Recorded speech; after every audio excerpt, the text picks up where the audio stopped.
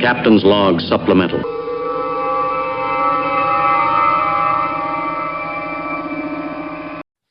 So, Miss Vicki.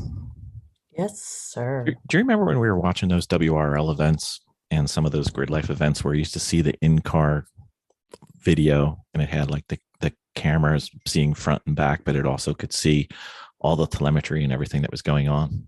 Mm-hmm. You know, most of the ones that we liked were taken by the Sentinel system. Remember James came on our podcast earlier? Right. You know, we have no excuse since he lent us one for trial and demonstration purposes. We should actually probably put that in one of our cars. Maybe two. I really think we should. I think we should. I know.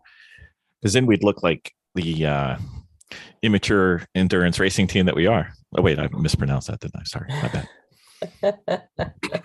We could so what does the Sentinel system do? We could have 3 cameras with picture-in-picture. We could have, if we ever get the AIM system to work, open invitation to anybody from AIM to come on and give us a little bit of love. We need some help. And then we could have all our telemetry on there. And then we can have it streamed live into the paddock or around the world to our millions of fans. We're apparently very popular in Kenya right now. Don't know why, but that's fine. And it can integrate all the available race statistics from like Race Hero and everything. So we could actually see how we're doing on video. We wouldn't even have to carry around our phone anymore. Live. I love it.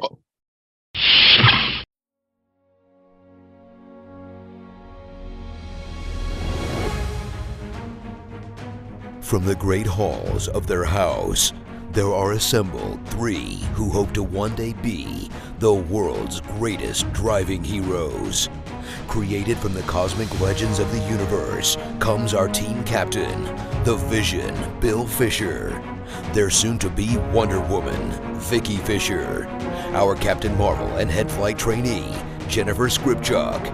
And our Batman, the master of tools, gadgets, and all things mechanical, our mild-mannered soon-to-be billionaire, Alan Danvers. Their mission, to fight injustice, share what is right and wrong, to get you out of your house and come out racing with them, and serve all mankind.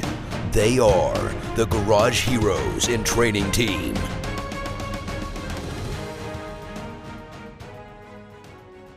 Dominating with Dawson. Ben Dawson. We did a passing series. I want to go over one little piece of it because it's been a while. Well, Bill, I don't know if you know this, but one of the things that gives me the most joy in motorsport, let me just say the thing that gives me the most joy in motorsport is blowing people's doors off, passing them all the time. So let's talk about that. I have never even realized that. Anyway.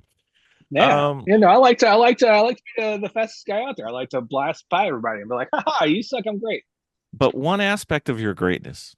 Oh, let's talk about it. I love talking about my greatness. Let's talk about our greatness. So much for a short episode. I wish it was going to be a short episode. Now it's going to be quite long. Thank you very much. I got so much time. Let me tell you. It came to us the last event we were at, and I think it's ignored a bit because I think people listen or watch too much TV and they're not exposed to it. So perhaps they should watch some different racing. But there's a difference in passing that's neglected to be taken into account. There's this thing called in-class passing and out-of-class passing. Yeah, it's true. Perhaps they should be thought of as 2 separate things, even though lots of the letters are the same. Yeah. Gosh, I have weird feelings about this.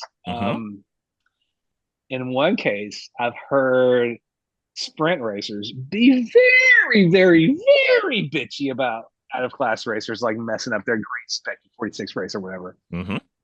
Which my anti-cliquishness bent is pretty strong. So I immediately hear that and think, well, screw that. Let everybody get out there and have fun. You guys sound like elitist, classist pigs. But then again, I'm like, what? I also remember that time where I was just trying to do a DE, and this guy was out there in one of these not Thunder Roadsters. What was that? Factory 5 Cobra replica class used to have. I don't even think they have it anymore. I don't think they do. But this guy had tons of power, and I was out there in my Miata, and this guy would park at every corner and then just blast away from me. He was doing dangerous stuff, like acting like he would let me go, then like zooming by, like jumping right in front of me. And even then, I was like, this out of class bullshit sucks. Leave me alone. Let me just drive my car as fast as I can drive it instead of like parking in front of me every other corner. So no, like even back then we weren't racing, we were just doing DEs, and I got out there and talked about like, hey, what the hell? And he's like, yeah, that was great. I'm like, it was not great. Anyway, yeah. So yeah, like the anti-elitist side of me is like, let everybody go out there and give each other shit on track and race. But then again, it's part of me that's smart and understands what's going on and realizes that I think you should be smart about who you're racing and how hard you push against people. Like if I'm in an AER race and there's a race team called Ferrari Wife, do you know what I'm talking about? Yeah, I do. So, if you see Ferrari Wife rolling up behind you at the beginning of a straightaway, there is no point in giving Ferrari Wife any shit. He or she is gonna blow your doors off. And yes, you might see them again at the next break zone, but they'll be gone soon enough.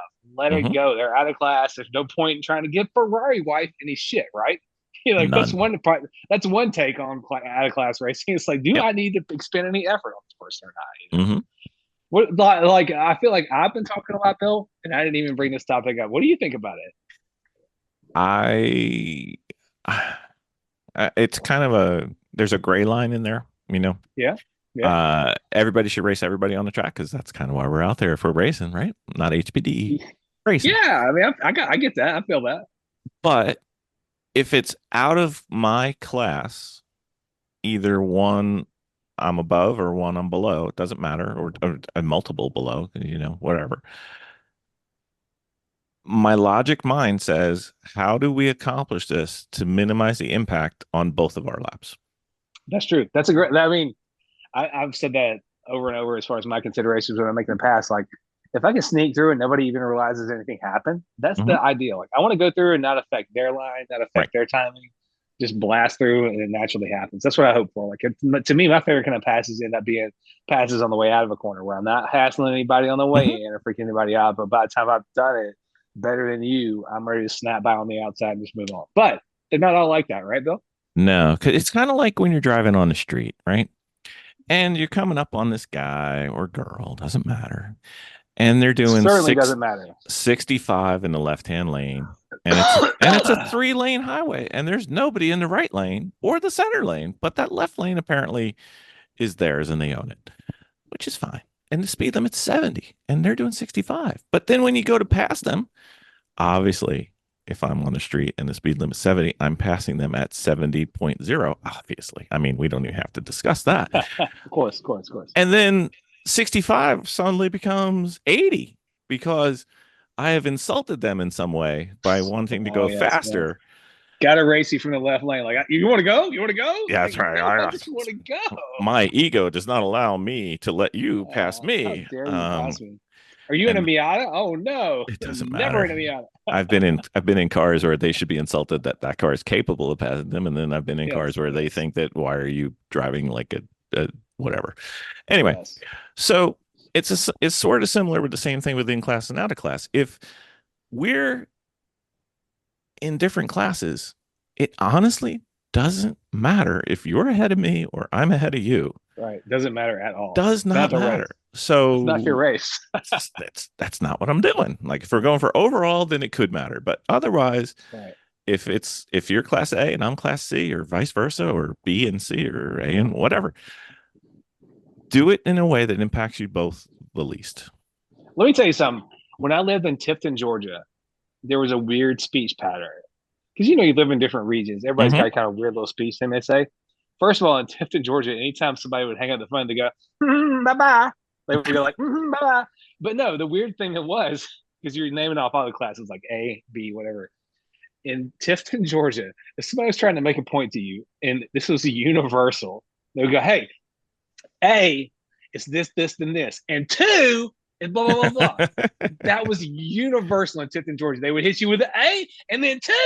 Because it's also number 2, but it's also TOO. So they would just kind of combine the two sentiments. Like it's number 2, but also I need to add this. Is it second thing? Is it 2? Oh, it drove me crazy. When you can count the 2, you show off when you can, man. So you might be in class A or 2. Like, or 2. Anyway, I just had to point that out. Crazy aspect of living in Tifton, Georgia. Were we talking about racing? What was the race thing we're talking about? I don't know. The first question was what in class and out of class, and then B was First. Yeah, so it's crazy. We talked about this recently on a recent episode about something else where I was talking about having a race start at VIR where the race start got botched and we didn't really restart until we were up in the S's. And one aspect of out of class racing, sometimes there will be cars who are classed in a faster class than you who are not driving their car as fast as you can drive your car that's in a slower class. Sure. So what do you do about that? Do you need to get around them to keep doing your own race? Or do you just kind of wait around till they pick up speed and go as fast as their class should go? You just wait around for them to be as good as they're supposed to be, as good as what the class number says. If they're impacting my lap, I pass them. That's right. Because it's a race, not a wait. I've been on this. I've been on this podcast a couple of times. I've heard this one. So yeah, so in my recent instance, like it's the opposite of like trying to worry about whether or not do you race for Ferrari wife who can go 180 down the straight, and I can do 130, or another phenomenon in sort of not lemons, not champ, but some endurance racing series kind of up from that as far as the money tap being open, like AER, WRL. Is that you might have cars that are class like in WRL look like GTO or GTU or like the highest level classes, or in AER it's class 4 or class 5. Everybody else is like 3 and down. Like our E36 M3 is class 3 and we're good, but we're in the smack in the middle of the pack as far as pace potential. But also the phenomenon happens that people will show up with a couple or a gaggle of factory race cars. Like, hey, here's these several BMW factory M2 race cars that used to be like TCR cars or whatever, like, cars that are built from the factory should be fast as shit. And then you get out there racing with them and you're like, wow, what are they doing? I got to go. So there's sometimes where you got to pass out of class cars just because they're there. And it's like, I don't understand why, but there's like 10 drivers there and Johann Schwartz is there teaching them all how to go fast. But in the midst of that happening, they're slow as shit on track while they're doing whatever driver development they're doing. So that's another thing you'll come across in some endurance race series is like, oh, here's a gaggle or a nice little pack of factory race cars that nobody can drive. Or there might be one or two people at the track that try the crap out of it, but then the other drivers who are going to be in the car for the majority of the time are out there just doing what that car can kind of do, but not any extra driving ability. So sometimes those out-of-class cars that, should be up from you as far as pace, sometimes they're out there like speed bumps, like, well, I got to pass this M2 again because they're just out there kind of dicking around. So that's another aspect of out-of-class racing that I've witnessed that's kind of relevant to the things that we do is just that you might be around some car that has huge potential to go way faster than you and your Miata, but they're not. It doesn't matter. You just got to go. It doesn't matter what they're doing, what the car's potential is. It might be out there in a Lamborghini Trofeo Cup car, but they may be terrible drivers and you're still blowing their doors off. So don't let what you expect a car to be able to do color what's happening with you in multi-class racing. It may not matter. For sure. Again, think about it from the bigger perspective. The goal of an endurance race is to complete as many laps as possible. The goal of a sprint race is to complete them as quickly as possible or as many as possible. What is going to impact your race less? Right. And then try to organize the pass or the no pass or let them by. Because sometimes I've gotten stuck behind a slower car that just will not let me pass. But if I let the known super fast car take my spot, let them go. They'll let them go, and then I'll just go right behind them. And that's right. I would have passed you before, dummy. But don't be the dummy. Don't be the dummy. Yeah, because you can end up kind of throwing everything away, getting too obsessed with what's going on with you trying to pass an out-of-class car sometimes too. It's like, oh, shit, why is this car in that class at all? So I talked about passing some underperforming cars that were sort of underperforming and slow, and I just kind of bopped by them. But also in that most recent race, I had seen this Porsche 944 in the pits and not looked at the class number when I walked by. And just saw a 944, I thought it was the slowest class at the AER race. Did not realize this car was like a class 4 or class 5 car. So I get out near this Porsche 944 on track. And I'm like, why is it taking me so long to pass this 944? Not realizing they were a class or 2 faster than me. Yep. But of course, what happens to me all the time is I most often a race at the track that's closest to me is the one where I've raced the most. is that you got all these teams coming in from Massachusetts and stuff that just don't know VI. Haven't been racing the VIR for 20 years like I have. So there's a lot of local knowledge that might come in and affect how you are doing it in an out of class battle too. You might just be like, oh, I race pit race all the damn time, and these people just don't know it. I know this track is from Georgia. This team is from Georgia. They probably just don't know anything about this track. So sometimes you got to kind of put some details together about how this is going in my out of class battle. But this 944 had tons of straightaway pace on me, but I was catching it. By the time I passed it and didn't stick because they're like, oh, why does E46 pass or E36 pass when they blasted right by me? And then eventually, you're just kind of stair stepping, building track position on this car. Even if you pass somebody and they pass you back, you still gotten closer on your track position. Does that make sense? Yep. So even if it's out of class and you're trying to make progress and stay with your own class, even if you're duking it back and forth with an out of class car, you pass them, they pass you back, you pass them, you're still getting closer and closer to getting away from them. So you got to just make a pass again, make it stick even harder. But I mean, people are even making fun of me, like taking pictures out of that in my video, making fun on Facebook of me, like, because I'm driving down the straightaway, the guy blows my doors off, and I'm waving in the car, like, what are you doing? I'm like trying to wave, like, why? I'm gonna do every hand gesture I can. Like, why are you passing me again? I'm just gonna pass you right back. And like by the time I'm making hand gestures, like, what the fuck are you doing? I am gonna pass you so hard in turn one that you swallow your own eyeball and never think about passing me again. And that's what I did. You know what I mean? So sometimes that's the reality of out of class races. I'm gonna have to stuff you so hard you leave me alone and let me get away. So that's also something that happens. But does it matter? No, it doesn't. But yes, it mattered to me because I was running the pace. My team had said, Ben, go out and run 213s. And I'm running 213s. The car could run single digits, easy 10s. They said, go run 213s. This guy was between me and running the pace I needed to run. I'm like, get the fuck out of my way. What are you doing? Don't pass me again. I got a time to run. Stop fucking with me, But Ben, yeah. if they're behind you or in front of you, your position didn't change. But no, but in the very moment I need to be running that pace, they're in the way. Yes, you're right. It doesn't matter. But ultimately, if I had to park it behind how slow they could go, they would have slacked my pace more than I could accept. I am with you. I just enjoy poking you. No, I know you do, and you're right. I'm sure in the moment it could have come and gone either way. But the time that guy passes you back like for the third time, you're like, oh my God. We like to refer to that as the Mustang Challenge because there's this one Mustang we race, and we have this little 110 horsepower baby Civic, and they have a more than 110 horsepower Mustang, and we routinely do like 2 seconds a lap faster than they do. Yeah. But it could take us literally an hour to finally pass them for the last time. But whatever. So you know what I'm talking. About as far as you clawing your way up on track position, even if it means passing them and you get passed back. It's so frustrating, but it's real. Yeah, so. It is. Yeah. It's real. I don't know. I don't know if we talked. It doesn't matter. I don't know if we covered a lot of quality content about out of class racing, or if I just freaked out and got some of my own angst out. But I feel better. Okay, so if you have PTSD about out of class passing, just write in GarageHeroesInTraining@gmail.com, and maybe we can poke Ben some more. It'll be great. Yeah. If you want to see Ben freak out in a race car, go watch any video he's in where somebody slows him down too much and he starts wigging out. Don't slow Ben down. Don't slow me down, baby. We will this October, coming soon, slowly. I cannot wait to get out there, race a new track, race with you guys who I don't know anything about racing with. It's gonna be so much fun. It'll be great. I predict that I'll go up there. I'll watch enough video of that place and anybody who I can find that I know about driving, and I'm gonna get up there and I'm gonna blow everybody's doors off right away. Well, so be ready. The only question is, which of the cars will you be driving in? That's going to be the fun. or rephrasing it, how many of the cars will you be driving in?